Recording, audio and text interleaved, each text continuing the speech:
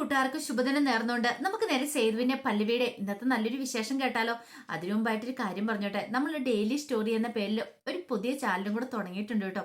അപ്പൊ ആ ചാനലിനകത്തായിരിക്കും ഇനി മുതൽ നമ്മൾ ഇഷിതയുടെയും മഹേഷിന്റെയും വേദയുടെയും വിക്രത്തിന്റെ അബിയുടെയും ചാനിയുടെയും ഒക്കെ വിശേഷങ്ങൾ അപ്ലോഡ് ചെയ്യുന്നത്. അപ്പൊ ആ വിശേഷങ്ങൾ കാണുന്നവരെ ആ ചാനലും കൂടെ ഒന്ന് സബ്സ്ക്രൈബ് ചെയ്യണേ. അപ്പൊ അതിന്റെ ലിങ്ക് ഒക്കെ താഴെ ഞാൻ ഡിസ്ക്രിപ്ഷൻ ബോക്സിൽ ഇട്ടേക്കാം. അതോടൊപ്പം തന്നെ മെസ്സേജിൽ ഫസ്റ്റ് കമന്റ് ആയിട്ട് ഇടാട്ടോ. അപ്പൊ അതും കൂടെ കയറി കണ്ട് എല്ലാവരും ഒന്ന് സപ്പോർട്ട് ചെയ്യണം കേട്ടോ. അപ്പൊ നമുക്ക് നേരെ നമ്മുടെ ഇന്നത്തെ വിശേഷത്തിലേക്ക് പോയാലോ. അങ്ങനെ ഇന്നത്തെ വിശേഷത്തിൽ പല്ലവിക്ക് വേണ്ടിയിട്ട് സേതു ഒരു സ്പെഷ്യൽ ഡിഷൊക്കെ ഉണ്ടാക്കി കൊടുക്കണം. അങ്ങനെ ഇത് കഴിച്ചുകൊണ്ടിരിക്കുന്ന സമയത്ത് പല്ലവി പറഞ്ഞു, നല്ല രുചിയുണ്ട് കഴിക്കാനായിട്ട്. സേതുകൊണ്ട് ഇത്ര നന്നായിട്ട് കുക്ക് ചെയ്യുവാനും ചോദിക്കാം. പിന്നെ അതെ, ഈ ജേട്ടൂൻ കമ്പനി ഇല്ലെങ്കിൽ ഞാനൊരു തട്ടുകട ഇടാലോ എന്ന് ആലോചിക്കുക. അങ്ങനെയെങ്കിലും ജീവിച്ചു പോകണ്ടേന്ന് ചോദിക്കും. അത് ഉറപ്പാ, സേതുവേട്ടൻ വിജയിക്കും എന്നുള്ള കാര്യം 100-101% ഉറപ്പാ. അത്രയ്ക്ക് നല്ല ടേസ്റ്റുള്ള ഫുഡല്ലേ സേതുവേട്ടൻ ഉണ്ടാക്കുന്നേ. ഇങ്ങനെ ഇതൊക്കെ അറിയായിരുന്നെങ്കിൽ നേരത്തെ തൊട്ട് ഞാൻ സേതുവേട്ടനെ കൊണ്ട് ഫുഡൊക്കെ ഉണ്ടാക്കിച്ച് കഴിച്ചാനെന്നൊക്കെ പറയണം. ഇത് കേട്ടപ്പം സേതു ഒന്ന് ചിരിക്കുവാണ്. പിന്നീട് നിരഞ്ജനാമാടം പോലീസുകാരും കൂടെ ഗുണ്ടാജാനെ പിടികൂടാനായിട്ട് ചെല്ലുവാണ്. അങ്ങനെ അവനൊരു കെട്ടിടത്തിലുണ്ടെന്ന് മനസ്സിലാക്കി അവിടെ ചെന്ന് ആ കെട്ടിടം വളഞ്ഞ് അവനെ അങ്ങനെ കയ്യോടെ പിടികൂടുവാണ്. അങ്ങനെ അവനെ പിടികൂടി നേരെ പോലീസ് സ്റ്റേഷനിലേക്ക് കൊണ്ടുവരിക. സ്റ്റേഷനിലേക്ക് കൊണ്ടുവന്ന് അവനെ ലോക്കപ്പിലാക്കിയതിന് ശേഷം നിരഞ്ജനാമാടം അങ്ങോട്ട് ചെല്ലുവാണ്. ചെന്നിട്ട് ചോദിച്ചു, സത്യം പറയടാ, നീ എന്തിനു വേണ്ടി ഇത് ചെയ്തേ? നിനക്ക് ശ്രീഹരിയോട് നേരിട്ട് ഒരു ശത്രു ഒന്നും ഇല്ലെന്നുള്ള കാര്യം എനിക്ക് അറിയാന്ന് പറയാം. ഇത് കേട്ടതും അവനൊന്നും മിണ്ടില്ല. പറയടാ, നീ ആർക്ക് വേണ്ടി ഇത് ചെയ്തേന്ന് ചോദിക്കാം. ആർക്കും വേണ്ടിയല്ലെന്ന് പറയും. വെറുതെ കള്ളത്തരം പറയണ്ട മോനെ. തെളിവുകളുണ്ട് നീ ഇത് ചെയ്തേന്നുള്ള കാര്യം. പിന്നെ ആർക്ക് വേണ്ടി ചെയ്തു അതും കൂടെ അറിഞ്ഞാൽ മതി എന്ന് പറയണം. ഇത് കേട്ടതും അയാൾ പറഞ്ഞിട്ടും വലിയ കാര്യമൊന്നുമില്ല മാഡം, അവരെ പിടിക്കാനൊന്നും നിങ്ങളെ കൊണ്ട് സാധിക്കില്ല എന്ന് പറയണം. ഇത് കേട്ടതും നിരഞ്ജന പറഞ്ഞു, അത് തീരുമാനിക്കുന്ന നീയാണോ? ഞങ്ങളല്ലേ തീരുമാനിക്കണമെന്ന് ചോദിക്കാം. അങ്ങനെയാണെങ്കിൽ ഞാൻ പറയാം, പൊന്നും മടത്തിലെ പൂർണിമ മാഡം പറഞ്ഞിട്ടാന്ന് പറയണം. പൂർണിമ മാഡം പറഞ്ഞിട്ടോ? നീ എന്താടാ അനാവശ്യം പറയുന്നോ? ഞാൻ അനാവശ്യമല്ല പറഞ്ഞേ, വ്യക്തമായ തെളിവുകളൊക്കെ ഉണ്ട് മാഡം എന്ന് പറയണം. അവരാ വിളിച്ചിട്ട് എന്നോട് പറഞ്ഞേ അവരുടെ മരുമോന് അവർക്ക് ഇഷ്ടമില്ലാത്തൊരു ബന്ധമായിരുന്നു. അപ്പൊ അവർക്ക് ഓട്ടോയുണ്ട്, ആ ഓട്ടോ ഒന്ന് വെട്ടിപ്പൊളിക്കണമെന്ന് പറഞ്ഞു. ഓഹോ, വെട്ടിപ്പൊളിക്കണമെന്ന് പറഞ്ഞു കഴിഞ്ഞപ്പോ നീ അങ്ങോട്ട് കത്തിച്ചല്ലേ? അതെ, കത്തിക്കാനുള്ളത് എന്റെ തീരുമാനമായിരുന്നു. വെട്ടിപ്പൊളിക്കാനോ നശിപ്പിക്കാനോ പറഞ്ഞിട്ടുണ്ടായിരുന്നുള്ളൂ. അതുകൊണ്ടാണ് ഞാൻ ഇങ്ങനെ ചെയ്തേന്ന് പറയാം. പിന്നെ പൂർണിമ മാഡത്തിനൊന്നും തൊടാൻ പോലും മാഡത്തിനെ കൊണ്ട് സാധിക്കില്ല എന്ന് പറയാം. അത് നീയാണ്ടാ തീരുമാനിക്കുന്നേ. എത്ര വലിയ കൊല കൊമ്പന്മാരാന്ന് ഞാൻ നോക്കാറില്ല. തെറ്റ് ചെയ്ത ആരാണെങ്കിലും അവരെ ഞാൻ പൊക്കിയിരിക്കുന്നു നിരഞ്ജന മാഡം പറയാം. പിന്നീട് പറഞ്ഞു, അല്ല അതിലെന്താ നിന്റെ ഈ തെളിവുള്ള? എന്റെ ഫോണിനകത്തേക്ക് അവര് വിളിച്ച കോളം കാര്യങ്ങളൊക്കെ ഉണ്ട്. അത് നോക്കും മാഡത്തിന് ആ കാര്യങ്ങളൊക്കെ മനസ്സിലാവുമെന്ന് പറയണം. അങ്ങനെ നിരഞ്ജനയ്ക്ക് ഏകദേശം കാര്യങ്ങളൊക്കെ ബോധ്യപ്പെട്ടു. പിന്നീട് കാണിക്കുന്ന ഋതു സ്വാതിയും കൂടെ ഫുഡ് കഴിച്ചോണ്ടിരിക്കണം. അപ്പോൾ പൂർണ്ണിമ അവിടെയുണ്ട്. അപ്പോഴേക്കുമാണ് അങ്ങോട്ടേക്ക് ശ്രീഹരിയെയും കൂട്ടിക്കൊണ്ട് അച്ചു വരുന്നത്. ശ്രീഹരിക്ക് പ്ലേറ്റൊക്കെ എടുത്തു വെച്ച് അച്ചു ശ്രീഹരിയോട് ഇരിക്കാൻ പറഞ്ഞു. അങ്ങനെ ശ്രീഹരി അങ്ങോട്ട് ഇരിക്കുവാണ്. ആ സമയത്താണ് ഋതു പറയുന്നത്, ഓരോരുത്തരുടെയൊക്കെ യോഗവേ സമ്മതിച്ചു കൊടുത്തിരിക്കുന്നു. ജനിക്കുവാണെ ഇങ്ങനെ ജനിക്കണമെന്ന് പറയാണ്. ഇത് കേട്ടപ്പം അച്ചു ഒരു സംശയത്തോടു കൂടി ഋതുവിനെ നോക്കുവാണ്. പിന്നീട് ഋതു പറഞ്ഞു, നീ എന്താ അച്ചു അങ്ങനെ പറഞ്ഞു? അല്ല, നീ എന്താ അങ്ങനെ പറഞ്ഞു ഋതു എന്ന് അച്ചു ചോദിക്കുവാണ്. പിന്നല്ലാതെ കണ്ടില്ലേ, വന്നിരിക്കുന്ന ഇരിപ്പ് കണ്ടില്ലേ? ഫ്രീ ആയിട്ട് ഫുഡ്, നല്ല ഉറക്കം, സുഖ ഭക്ഷണം, എന്താ അന്തസ്. ഇങ്ങനെ ചുമ്മാ തിന്നും കുടിച്ചും കിടന്നുറങ്ങിയാൽ മതിയല്ലോ. ഒന്നിനെക്കുറിച്ച് ഒരു വ്യാകുലത വേണ്ട, എല്ലാം ഫ്രീ അല്ലേന്ന് ചോദിക്കുകയാണ്. ഇത് കേട്ടത് ഇരുന്ന ശ്രീഹരി പെട്ടെന്ന് അങ്ങോട്ട് എഴുന്നേറ്റു. അപ്പൊ തന്നെ അച്ചു പറഞ്ഞു, ശ്രീഹരി എങ്ങോട്ടാന്ന് ചോദിക്കണം. ശ്രീഹരി ഒന്നും മിണ്ടാതെ പുറത്തേക്ക് ഇറങ്ങി പോകണം. അച്ചു പറഞ്ഞു, അവിടെ നിൽക്കി ശ്രീഹരി, ഫുഡ് കഴിച്ചിട്ട് പോകാൻ പറയണം. എനിക്ക് വേണ്ടാന്ന് പറഞ്ഞിട്ട് പുറത്തേക്ക് അങ്ങോട്ട് പോവാം. അച്ചുവിന് ഭയങ്കര വിഷമായി പോയി. അപ്പോഴേക്കും സേതുവും പല്ലവിയും കൂടെ അങ്ങോട്ടേക്ക് വരുവാണ്. ആ സമയത്ത് ശ്രീഹരി അങ്ങോട്ട് പോകുന്ന കണ്ടപ്പോ തന്നെ അവർക്ക് മനസ്സിലായി എന്തോ ഒരു പന്തികേടുണ്ട്, അല്ലെങ്കിൽ ശ്രീഹരി ഒരിക്കലും ഇങ്ങനെ പോകുന്നതല്ല. അപ്പോഴേക്കും അച്ചു അങ്ങോട്ട് വന്നിട്ട്, ഋതു നീ എന്ത് വർത്താനാ പറയണെന്ന് ചോദിക്കണം. ഇത് കേട്ടപ്പോ ഋതു പറഞ്ഞു, ഞാൻ പറഞ്ഞ ശരിയായിട്ടുള്ള കാര്യമല്ലെന്ന് ചോദിക്കാം. പല്ലവി വന്നിട്ട് പറഞ്ഞു, എന്താ ഋതു നീ എന്താ പറഞ്ഞത്? ശ്രീഹരി അങ്ങനെ ബുദ്ധിമുട്ടായി വിഷമിച്ച് പോണെങ്കിൽ നീ എന്തേലും അതുപോലെ ക്രൂരമായ വാക്കുകൾ പറഞ്ഞിട്ടുണ്ടായിരിക്കുമല്ലോ. സേതും പറഞ്ഞു, അത് ശരിയാ, നീ അങ്ങനെ എന്തേലും പറഞ്ഞിട്ടുണ്ടായിരിക്കും. നിനക്ക് യാതൊരു അന്തസ്സും മാന്യതയൊന്നും ഇല്ലേ? നിങ്ങൾക്ക് അതെല്ലാം ഉണ്ടല്ലോ എന്ന് സേതുവിനോട് ചോദിക്കാം. നിങ്ങൾക്ക് നാണല്ലേ ഇവിടെ വന്ന് കയറി കിടക്കാനായിട്ട്? എന്നിട്ട് പിന്നെ നിങ്ങൾ എന്നെ ഭരിക്കാൻ വരുന്നതെന്ന് ചോദിക്കണം. ഇത് കേട്ടപ്പോ സേതു പറഞ്ഞു, ഒരക്ഷരം പോലും നീ മിണ്ടല്ലെന്ന് പറയണം. അതെ, നിങ്ങൾ കൂടുതലൊന്നും മിണ്ടണ്ട, ഞാൻ അച്ഛനോടാ സംസാരിച്ചോണ്ടിരുന്നേ. നിങ്ങൾ അതിന്റെ അടുക്കലേക്ക് കയറാൻ വന്ന് എന്തിനാന്ന് ചോദിക്കാം. പൂർണ്ണിമയൊന്നും മിണ്ടാതിരിക്കും ആ സമയത്തൊക്കെ. പിന്നീട് അച്ഛനോട് പറഞ്ഞു, അല്ല ഞാനൊരു കാര്യം ചോദിച്ചോട്ടെ, അവൻ എന്ന് നിന്റെ കഴുത്തിൽ താലി കെട്ടിയോ അന്ന് മുതല് നീ ഞങ്ങളുടെ ശത്രു പട്ടികയിലേക്ക് വന്നിരിക്കുക. നീ കഴുത്ത് കുഴിച്ചു കൊടുക്കലായിരുന്നു അവനെ പോലെയുള്ള ഒരുത്തന്റെ മുന്നില്. ഇത് കേട്ട പല്ലവി പറഞ്ഞു, നീ എന്തൊക്കെയാ ഋതു പറയണേ? അച്ഛൻ്റെ ഭർത്താവ് ശ്രീഹരി, ആ ബോധം പോലും നിനക്കില്ലെന്നായോ? ഇങ്ങനെയൊക്കെയാണോ നിന്നെ ഇവിടെ പഠിപ്പിച്ചു വെച്ചിരിക്കുന്നത് ചോദിക്കാം. അതെ, കൂടുതൽ നിങ്ങൾ എന്നെ പഠിപ്പിക്കാൻ വരണ്ട, എനിക്കറിയാം എന്ത് ചെയ്യണമെന്ന്. ഇത് ആ ശ്രീഹരി എന്ന് പറയുന്നവനെ കല്യാണം കഴിക്കുന്നതിന് മുമ്പ് ഞാനും അച്ഛനും ഞങ്ങളൊക്കെ എന്ത് സന്തോഷത്തിൽ അവിടെ കഴിഞ്ഞുകൊണ്ടിരുന്നതെന്നറിയാവോ? അത് മാത്രമല്ല, ഇവിടെ വെള്ളിയേട്ടൻ എന്ന് പറഞ്ഞ ചിലരൊക്കെ അവതരിക്കുന്നതിന് മുമ്പ് അതുപോലൊക്കെ തന്നെയായിരുന്നു. ഭയങ്കര സന്തോഷത്തിലായിരുന്നു ഞങ്ങൾ കഴിഞ്ഞിരുന്നത്. എല്ലാ സന്തോഷവും ഞങ്ങൾ കെട്ടടങ്ങിയത് നിങ്ങളൊക്കെ ഈ വീട്ടിലേക്ക് കാലുകുത്തിയതിന് ശേഷം. ഇപ്പൊ ഞങ്ങൾ അനുഭവിക്കുന്ന വേദന എന്താണെന്നറിയോ? അതൊന്നും നിനക്കൊന്നും പറഞ്ഞാൽ മനസ്സിലാകത്തില്ല. എന്നിട്ട് വന്നിരിക്കുന്ന വലിയ വർത്താനം പറഞ്ഞുകൊണ്ട് നാണമില്ലെന്നൊക്കെ പറയാണ്. ഇത് കേട്ടപ്പോഴത്തേനും അച്ചു പറഞ്ഞു, ദേ ഋതു, ഒരു കാര്യം ഞാൻ പറഞ്ഞേക്കാം, എന്നെ എന്ത് വേണമെങ്കിലും പറഞ്ഞു, പക്ഷേങ്കിൽ എന്റെ ഭർത്താവിനെ എന്തെങ്കിലും പറഞ്ഞിട്ടുണ്ടല്ലോ, പിന്നെ ഒരു ഭർത്താവ് വന്നിരിക്കുന്നു പോലും. ഇത് കേട്ടപ്പം അച്ചു പറഞ്ഞു, കൂടുതലൊന്നും പറയണ്ട, എനിക്കറിയാം ഇപ്പൊ ശ്രീഹരിക്ക് ഒരു വയ്യായികയുണ്ട് എന്നും പറഞ്ഞുകൊണ്ട് എപ്പോഴും അങ്ങനെ ഇരിക്കത്തില്ല. ഞങ്ങൾക്ക് ഫുഡ് കഴിക്കാനുള്ള പൈസ ഞങ്ങൾ തന്നെ തന്നോളാം. ആ കാര്യത്തിൽ നിനക്കൊരു സംശയം വേണ്ട ഋതു എന്ന് പറയാം. ആ തരട്ടെ, തരാതിരിക്കാൻ പറ്റില്ലല്ലോ എന്ന് സ്വാതിയും പറയാണ്. ആ സമയത്ത് പൂർണ്ണിമേനെ നോക്കിയിട്ട് പല്ലവി പറഞ്ഞു, കണ്ടില്ലേ പൂർണ്ണിമയുടെ മക്കളൊക്കെ ഇവിടെ കിടന്ന് അങ്ങോട്ടും ഇങ്ങോട്ടും കിടന്ന് വഴക്കുണ്ടാക്കുന്ന കണ്ടില്ലേ? എന്നിട്ട് എന്താ പൂർണ്ണിമ ഒന്നും മിണ്ടായിരിക്കണം എന്ന് ചോദിക്കാം. പൂർണ്ണിമ ഒന്നും മിണ്ടാതെ അങ്ങോട്ടേക്ക് എഴുന്നേറ്റ് പോവാണ്. അച്ഛനെ ഭയങ്കര സങ്കടമായിപ്പോയി. അച്ഛൻ്റെ അടുത്തേക്ക് എന്നിട്ട് പല്ലവി പറഞ്ഞു, സാരമില്ല, പോയി ശ്രീഹരിനെ വിളിച്ചോണ്ട് വാ. ശ്രീഹരിക്ക് കാര്യങ്ങളൊക്കെ അറിയാലോ, ഫുഡ് കഴിക്കാതിരിക്കാൻ പറ്റില്ല, കുറെ മെഡിസിൻസും കാര്യങ്ങളൊക്കെ കഴിക്കുന്നതല്ലേ, നീ പോയി വിളിച്ചോണ്ട് വരാൻ പറയണം. അങ്ങനെ അച്ചു നേരെ ശ്രീഹരിയുടെ അടുത്തേക്ക് ഇല്ലുക. ശ്രീഹരി പുറത്തു വന്നിരിക്കുകയാണ്. ശ്രീഹരിയുടെ അടുത്ത് വന്നിട്ട് പറഞ്ഞു, ബാ ശ്രീഹരി, വന്നേ, എന്താ ഇങ്ങനെ ഇവിടെ ഇരിക്കുന്നേ? ഋതുവിന്റെ സ്വഭാവം അറിയാവുന്നതല്ലേ, എന്നിട്ട് പിന്നെ ഇവിടെ ഇങ്ങനെ ഒന്ന് മാറുന്നിരിക്കേണ്ട കാര്യമുണ്ടോന്ന് ചോദിക്കും. വേണ്ട, എനിക്ക് ഫുഡ് വേണ്ടാന്ന് പറയും. അങ്ങനെ പറഞ്ഞാൽ എങ്ങനെ ശരിയാണ്? ഇത് കേട്ട ശ്രീഹരിക്ക് സങ്കടവും ദേഷ്യവും ഒരുമിച്ചുണ്ടായി.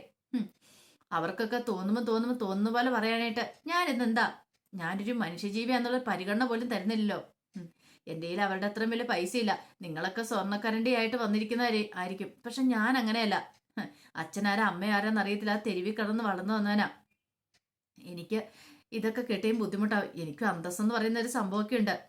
എൻ്റെ മനസ്സിലെ വിഷമം നിങ്ങൾക്ക് ആരൊക്കെ പറഞ്ഞാൽ മനസ്സിലാവില്ലായിരിക്കും എന്ന് പറയാം. ഒരുപക്ഷെ ഇന്ന് ഋതു അങ്ങനെ പറഞ്ഞു, നാളെ ചിലപ്പോൾ അച്ചു ആയിരിക്കും അങ്ങനെ പറയാനായിട്ട് പോകുന്നത് എന്നൊക്കെ പറഞ്ഞിട്ട് ഭയങ്കരമായിട്ട് സങ്കടം വന്നിട്ട് വായി തോന്നിയെന്നൊക്കെ പറയുവാണ് ശ്രീഹരി എവിടെ നിന്നിട്ട്. ഇത് കേട്ട് കഴിഞ്ഞപ്പോൾ അച്ചുവിന് സഹിച്ചില്ല. അച്ചു പറഞ്ഞു, ശ്രീഹരി എന്താ ശ്രീഹരി ഇങ്ങനെ പറയണേ? എന്നെ കുറിച്ച് അങ്ങനെയാണോ കരുതിയിരിക്കുന്നേ? ഋതു പറഞ്ഞ പോലെ നാളെ ഞാനും അങ്ങനെ പറയുമെന്നോ? ഈ കിടക്കുന്ന എന്താണെന്നറിയോ? എൻ്റെ കഴുത്തെ കെട്ടിയിരിക്കുന്ന ഈ താലി, ഈ താലിയുടെ വില എനിക്കറിയാം. ആ വില മനസ്സിലാക്കാൻ ഞാൻ വല്ല ഫോണോ ടി വിയോ ഒന്നും കാണേണ്ട കാര്യമില്ല, അതിനകത്ത് നോക്കി പഠിക്കേണ്ട കാര്യമില്ല ഒരു ഭാര്യയുടെ ധർമ്മം എന്താന്ന്. എനിക്കത് നന്നായിട്ടറിയാം. ഞാൻ ശ്രീഹരിയുടെ ഭാര്യയായി എന്നു മുതലാണോ അന്ന് മുതൽ ഞാൻ ശ്രീഹരിയുടെ കാര്യത്തിൽ ഒരു കുറവും വരുത്തിയിട്ടില്ല. ഉണ്ടോ? ശ്രീഹരിനെ എൻ്റെ ഭർത്താവായിട്ടാണ് ഞാൻ കാണുന്നേ. ഒരു വാക്കുകൊണ്ടോ നോട്ടം കൊണ്ടോ പോലും ഞാൻ ശ്രീഹരിനെ കുറ്റപ്പെടുത്തിയിട്ടുണ്ടോ? ഇല്ലാതെ എന്തുകൊണ്ടാ? പൊന്നുമുടത്തിലെ മാധവമേനന്റെ മകളാ ഞാൻ. അപ്പൊ ആ നിലയ്ക്കും വിലയ്ക്കും ഞാൻ നിൽക്കുള്ളൂ. എനിക്ക് അതിൻ്റെതായ അന്തസ്സും കാര്യങ്ങളൊക്കെ ഉണ്ട്. ഒരു വാക്ക് പറഞ്ഞാൽ വാക്കായിരിക്കും എന്ന് പറയാം. പിന്നെ ശ്രീഹരി പറഞ്ഞില്ലേ ഞാൻ നാളെ അങ്ങനെയൊക്കെ പറയുമെന്ന്. ഞാൻ അങ്ങനെ പറയുമെന്ന് ശ്രീഹരിക്ക് തോന്നുന്നുണ്ടോ? ഇത്രയും കാലമായിട്ടും ശ്രീഹരിക്ക് അങ്ങനെയാണ് തോന്നിയിരിക്കുന്നത്. ശ്രീഹരി എന്നെ കാണാന്നിട്ട് കുറച്ച് നാളായില്ലേ, എന്നെക്കുറിച്ച് അങ്ങനെ ഒരു ചിന്തയാണോ ശ്രീഹരിയുടെ മനസ്സിലുള്ളതെന്നൊക്കെ ചോദിക്കുക. ശ്രീഹരിക്ക് തോന്നി പറഞ്ഞ അബദ്ധമായി പോയെന്ന്. പാവം അച്ചു, അവളെക്കുറിച്ച് അങ്ങനെയൊന്നും പറയണ്ടായിരുന്നു, മറ്റവരോടുള്ള ദേഷ്യം കൊണ്ടാണ് അങ്ങനെ പറഞ്ഞത്. പെട്ടെന്ന് ശ്രീഹരി പറഞ്ഞു, അച്ചു നീ അങ്ങനെ പറയുമെന്ന് വിചാരിച്ചല്ല, പെട്ടെന്നുള്ള ദേഷ്യത്തിൽ പറഞ്ഞു പോയതെന്ന് പറയാം. സോറി കേട്ടോന്ന് പറയണ. ശ്രീഹരി എന്നോട് സോറി ഒന്നും പറയണ്ട, ശ്രീഹരി എൻ്റെ ഭർത്താവല്ലേ. ഇപ്പൊ ശ്രീഹരി ഈ കാര്യം പറഞ്ഞാലും ഞാൻ കേട്ടോണ്ടിരിക്കാനോ എനിക്ക് പറ്റുള്ളൂ. കാരണം ശ്രീഹരിയോട് എൻ്റെ വീട്ടുകാർ ചെയ്യുന്ന ക്രൂരത എത്രമാത്രമാണെന്ന് എനിക്കറിയാം. ഞാനല്ലേ ശ്രീഹരിയുടെ അടുത്ത് സോറി പറയണ്ട, വാ വന്ന് ഫുഡ് കഴിക്കുക, ഇങ്ങനെ വിശന്ന് നിന്ന് ഇരിക്കില്ലെന്ന് പറയണം. ശ്രീഹരി അവിടെ തന്നെ ഇരിക്കുകയാണ്.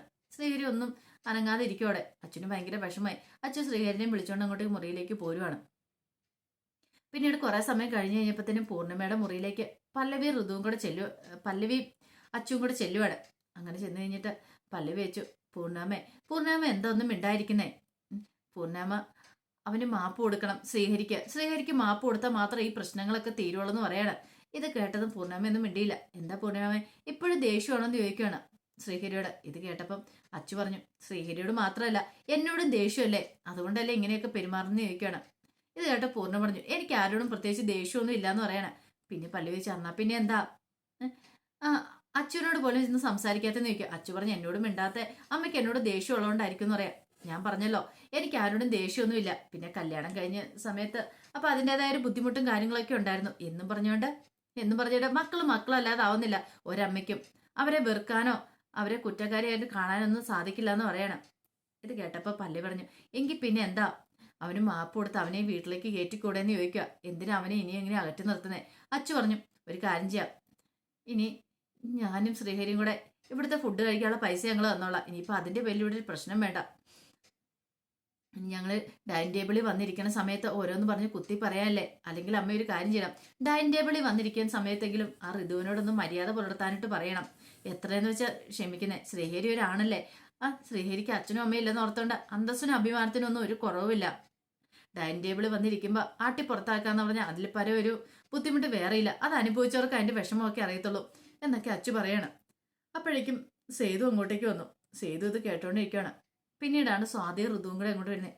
ഋതു വന്നിട്ട് ചോദിച്ചു, ഓ നിനക്ക് അങ്ങനെ അത്രയ്ക്ക് ഭയങ്കര ബുദ്ധിമുട്ടാണെന്ന് ചോദിക്കും. അതെ ബുദ്ധിമുട്ട് തന്നെയാ. ഓ നിനക്ക് അത്രയ്ക്ക് ഭയങ്കര ബുദ്ധിമുട്ടാണെന്ന് നീ ഒരു കാര്യം ചെയ്യും, പൈസ ഇങ്ങോട്ട് തന്നേക്കാൻ പറയണം. ഇത് കേട്ടോ അച്ചു പറഞ്ഞു, പൈസയൊക്കെ തരും, പക്ഷെ വേറെ ചിലരെല്ലാവരും കൂടെ കൂടി ചേർന്നിട്ടല്ലേ ശ്രീഹരിയുടെ ഓട്ടോറിക്ഷ കത്തിച്ചേ. ഇത് കേട്ടൻ പറഞ്ഞു, ഓ ഇപ്പൊ ഓട്ടോറിക്ഷ കത്തിച്ചേ ഞങ്ങളാന്നാണ് നീ പറഞ്ഞു വരുന്നേ. ഇത് കേട്ടപ്പം അച്ചു പറഞ്ഞു, ആരാന്നും അറിയത്തില്ല, പോലീസ് അന്വേഷിക്കുന്നുണ്ടെന്ന് പറയണം. ഇത് കേട്ടതും പല്ലവി പറഞ്ഞു, പോലീസ് അന്വേഷിച്ചു പ്രതിയെ കണ്ടെത്തുകയും ചെയ്തു, ചോദ്യം ചെയ്തുകൊണ്ടിരിക്കുകയെന്ന് പറയണം. ഋതുവിന്റെ മുഖത്തൊരു ഞെട്ടലുണ്ടായി. അതുപോലെ തന്നെ സ്വാതി, ഋതുവാണ് കുറ്റം ചെയ്തെന്നുള്ള കാര്യം സ്വാതിക്ക് അറിയുകയും ചെയ്യാലോ. സ്വാതിയോട് പറഞ്ഞിട്ടും ചെയ്തിട്ടുള്ളതാ. പിന്നീട് പൂർണിമ പറഞ്ഞു, അതെ എനിക്ക് അതുകൊണ്ടൊന്നും അല്ല ഞാൻ ആരോടും ഒന്നിനും പോകാത്തെ. തൽക്കാലത്തേക്ക് ഞാൻ ആർക്കും മാപ്പ് കൊടുക്കാനൊന്നും ആഗ്രഹിക്കുന്നില്ല എന്ന് പറയണം. പിന്നെ ഓട്ടോറിക്ഷ കത്തിച്ച കാര്യത്തിൽ ഇപ്പൊ ആരാണെങ്കിലും ശരി അവരോട് ഞാൻ ക്ഷമിക്കാൻ പോകുന്നതെന്ന് പറയാം. അച്ചു പറഞ്ഞു, എന്റെ കല്യാണം മുടക്കിയവരോടൊക്കെ ഞാൻ ക്ഷമിച്ചു, കാരണം എനിക്ക് ആ കല്യാണം ഇഷ്ടമില്ലാത്തതുകൊണ്ട്. പക്ഷെ ഓട്ടോറിക്ഷ കത്തിച്ചോണ്ട് ഞാൻ ക്ഷമിക്കാനും പൊറുക്കാനൊന്നും പോകുന്നില്ലെന്ന് പറയാം. ഇത് കേട്ടപ്പോൾ സേതു പറഞ്ഞു, അതുപോലെ തന്നെ ഞാനും ക്ഷമിക്കാൻ പോകുന്നില്ലെന്ന് പറയണം. ഇത് കേട്ട പൂർണ്ണിമ വെച്ചു, അതെ നിങ്ങളോട് ആരെങ്കിലും ഇവിടെ അഭിപ്രായം ചോദിച്ചോ? ഞാൻ സംസാരിക്കുന്നതിനിടെ ഇടയ്ക്ക് കയറി പറയേണ്ട കാര്യം നിനക്കില്ല, പറഞ്ഞ മനസ്സിലായല്ലോ. എനിക്ക് ആരുടെ ഒരു ഇതും കേൾക്കണമെന്നൊക്കെ പറയണം. ഇത് കേട്ടപ്പം ഭയങ്കര സങ്കടമായിപ്പോയി സേതുവിന്. സേതു പറഞ്ഞു, പൂർണ്ണാമ്മ എന്നോട് ക്ഷമിക്കണം, ഞാൻ ഇടയ്ക്ക് കയറി പറഞ്ഞല്ല, അപ്പോഴത്തെ ആ ഒരു സങ്കടം വന്നു കഴിഞ്ഞപ്പോൾ പെട്ടെന്ന് പറഞ്ഞു പോയതാ. പിന്നെ അമ്മ പറഞ്ഞ പോലെ ഒരു പക്ഷേങ്കിൽ അമ്മയുടെ മുന്നിൽ ഞാൻ വരാതിരിക്കാം, അമ്മയോട് സംസാരിക്കാതിരിക്കാം, പക്ഷെ എത്രയെന്ന് പറഞ്ഞാലും അമ്മയെന്ന് പറഞ്ഞൊരു സ്ഥാനം ഞാൻ തന്നുപോയി. അതുകൊണ്ട് എനിക്കിനി അമ്മേനെ വെറുക്കാനോ അമ്മേനെ വെറുക്കാനോ അല്ലെങ്കിൽ അമ്മേനെ അകറ്റി നിർത്താനൊന്നും സാധിക്കില്ല. ഞാൻ മാക്സിമം ശ്രമിക്കാം അമ്മേനെ കണ്ടു കഴിയുമ്പോഴത്തേനും അകന്ന് മാറി നടക്കാനായിട്ട്. പക്ഷെ എത്രത്തോളം പ്രാക്ടിക്കൽ ആവുന്നൊന്നും അറിയത്തില്ല, എന്നെ കൊണ്ട് പറ്റുന്നോളെ ഞാൻ ശ്രമിക്കാമെന്ന് പറഞ്ഞിട്ട് അങ്ങോട്ടേക്ക് പോവാണ് സേതു. ഇത് കേട്ട് കഴിഞ്ഞപ്പോഴത്തേനും പല്ലവിക്കും അച്ഛനും ഒക്കെ ഭയങ്കര സങ്കടമായിപ്പോയി. പൂർണ്ണിമയ്ക്കും വിഷമമൊക്കെ വരുന്നുണ്ട്, പക്ഷെ പൂർണ്ണിമ അതൊന്നും പുറത്ത് കാണിക്കുന്നുമില്ല. അങ്ങനെ കുറച്ച് സമയം കഴിഞ്ഞ് കഴിഞ്ഞപ്പോഴത്തേനും പോലീസ് അങ്ങോട്ടേക്ക് എത്തുവാണ്. പോലീസ് വന്നപ്പോഴത്തേനും സ്വാതി അങ്ങോട്ട് ഇറങ്ങിച്ചെന്നേ. പെട്ടെന്ന് ചോദിച്ചു, അല്ല പൂർണ്ണിമയുടെ ഇവിടെ ഇല്ലേന്ന് ചോദിക്കാം. ഉണ്ട് വരാൻ പറയണം. അപ്പോഴത്തേനും സ്വാതിക്ക് ആ ടെൻഷനായി. ആ സമയത്താണ് പല്ലവി ഋതു അവരെല്ലാരും കൂടെ ഇറങ്ങി വേണം. പൂർണ്ണിമ അങ്ങോട്ട് വന്നു, അല്ല എന്താ നിരഞ്ജന മേഡം, എന്താ കാര്യം എന്താന്ന് ചോദിക്കുക. അത് പിന്നെ നിങ്ങൾ സ്റ്റേഷൻ വരെ ഒന്ന് വരണമെന്ന് പറയണം. സ്റ്റേഷൻ വരെയോ? എന്തിനാ മേഡം? നിങ്ങൾ എന്ന് ചോദ്യം ചെയ്യാനുണ്ടെന്ന് പറയണം. ചോദ്യം ചെയ്യാനോ? അതെ, ആ ഓട്ടോറിക്ഷ കത്തിയതുമായിട്ട് ബന്ധപ്പെട്ട്. ഇത് കേട്ടതും പല്ലവി പറഞ്ഞു, അതിനെന്തിനാ അമ്മേനെ ചോദ്യം ചെയ്യണമെന്ന് ചോദിക്കുക. ഇവരെ കുറിച്ചുള്ള കുറച്ച് തെളിവുകളൊക്കെ കിട്ടിയിട്ടുണ്ട്. ഇവരാണ് ആ ഓട്ടോറിക്ഷ കത്തിക്കാനായിട്ട് കൊട്ടേഷൻ കൊടുത്തേ. എന്താ മേഡം പറയണേ? ഞാൻ ഒരിക്കലും അങ്ങനെ ചെയ്തിട്ടില്ല എന്ന് പറയണം. ഇത് കേട്ടോണ്ട് ഋതു ഒന്ന് ഞെട്ടി. ഋതു പറഞ്ഞു, അല്ല അത് പിന്നെ അമ്മയാന്ന് എങ്ങനെയാ? അതിനുള്ള തെളിവുകളും കാര്യങ്ങളൊക്കെ ഞങ്ങൾക്ക് കിട്ടിയിട്ടുണ്ട്, ഞങ്ങൾക്ക് ഇവരെ കൊണ്ടുപോയാൽ മതിയാവുള്ളൂ എന്ന് പറയണം. ഈ സമയം പല്ലവി പറഞ്ഞു, അത് ശരിയാകത്തില്ല, അമ്മ അങ്ങനെയൊന്നും ഒരിക്കലും ശരിയാകത്തില്ല, അമ്മ ഒരിക്കലും അങ്ങനെയൊന്നും ചെയ്യത്തില്ല എന്നൊക്കെ പറയാണ്. ഇതൊക്കെ എല്ലാം കേട്ട് കഴിഞ്ഞ് പൂർണ്ണിമ പറഞ്ഞു, ഞാൻ അങ്ങനെ ചെയ്തിട്ടില്ല, ഒരിക്കലും ചെയ്യത്തില്ല എന്ന് പറഞ്ഞ് പൂർണ്ണിമ നിൽക്കുകയാണ്. അപ്പൊ അതിന്റെ വിശേഷങ്ങളൊക്കെയാണ് കണ്ടത്. ഇതിന്റെ ബാക്കി വിശേഷങ്ങളുമായിട്ട് വൈകുന്നേരത്തെ പ്രമോയി വരാട്ടോ. ഒരിക്കൽ കൂടി എല്ലാവർക്കും നല്ലൊരു ദിവസം ആശംസിച്ചു നിർത്തുന്നു.